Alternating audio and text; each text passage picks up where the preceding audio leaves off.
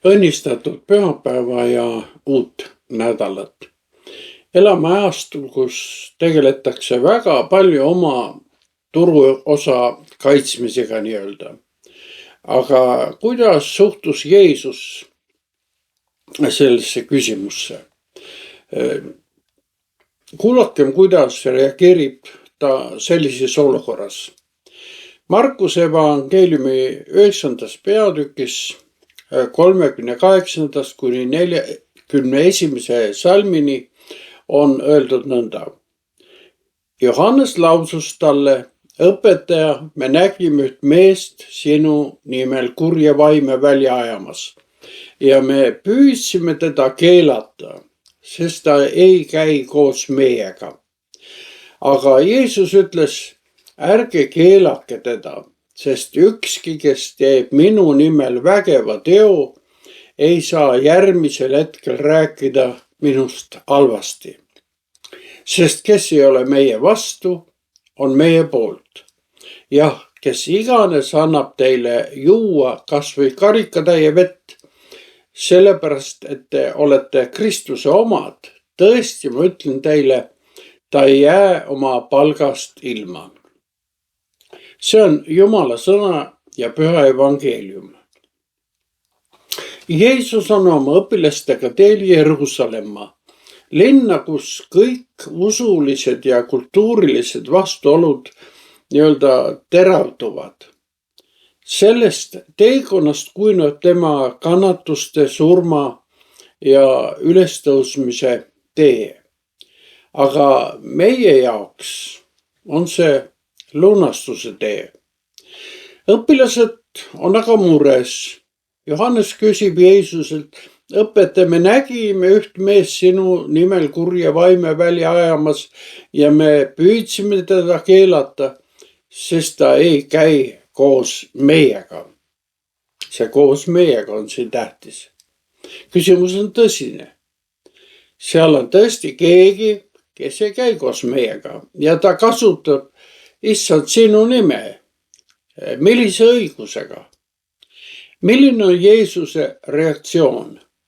Tema vastus pöörab inimlikud hinnangud nii nagu tookord, nii ka täna pea peale. Jeesuse õpilased eeldavad, et Jumala töö toimub ainult nende kaudu ja ainult neil on õigus Jeesuse nime kasutada. Nad ei suuda rõõmustuda, et kurja vaime aetakse välja ja seda tehakse kellegi teise poolt, võõra poolt, aga Jeesuse nimel. Alati on ju kergem teisi paika panna, kui iseenda loomusega tegelda. Ja keset seda vaimulikku armu kadedust nii-öelda võtavad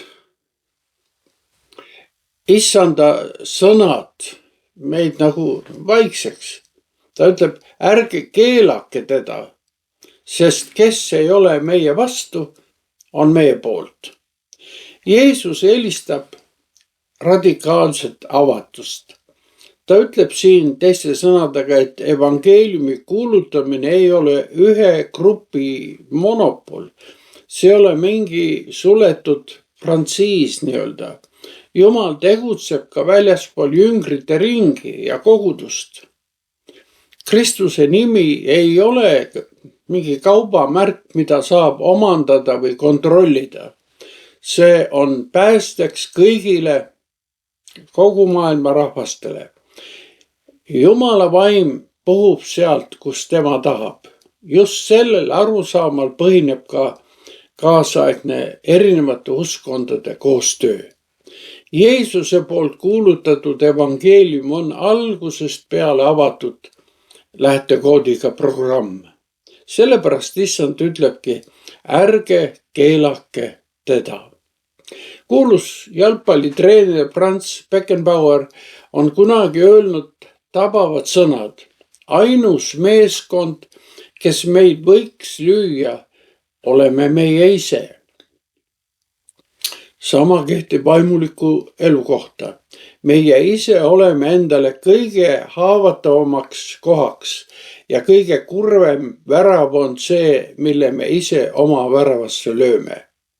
Kui me pöörame oma tähelepanu evangeeliumi sisult neile, kes koos meiega ei käi, siis kogume vaimne energia, mis meil on, kulub nii-öelda turuosade jagamisele, piiride joonistamisele, patentide kontrollimisele. Teiste sõnadega, meie fookus on uste lukustamisel, mitte avamisel. See, mis meist teeb kaotajad, on meie vaimulik kadedus. Kui me ei ole Jeesuse nime kasutamise patendi ainuomanikud, siis me oleme kuidagi ärevuses ja meis on mingi kadedus kogu aeg. Täna on maailmas sadu erinevaid kirikuid, kes kuulutavad Issanda nimel vabanemist pattudest ja kurjusest.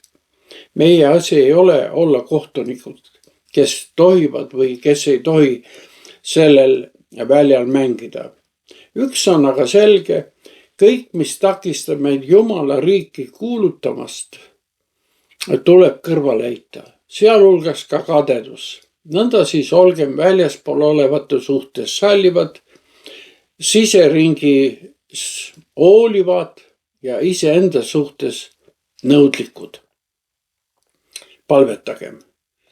Issand, õpeta meid nägema maailma sinu pilguga. Täida meid alandlikkusega ja tänulikkusega, et suudaksime sind teenida õiges meelsuses ka seal, kus kõik ei ole meie kontrolli all. Anna meile tarkust ja jõudu olla iseenda suhtes nõudlikud ja armastada kõiki, kes sinu nime tões ja vaimus kuulutavad. Isa, Poja ja Püha Vaimu nimel. Aamen.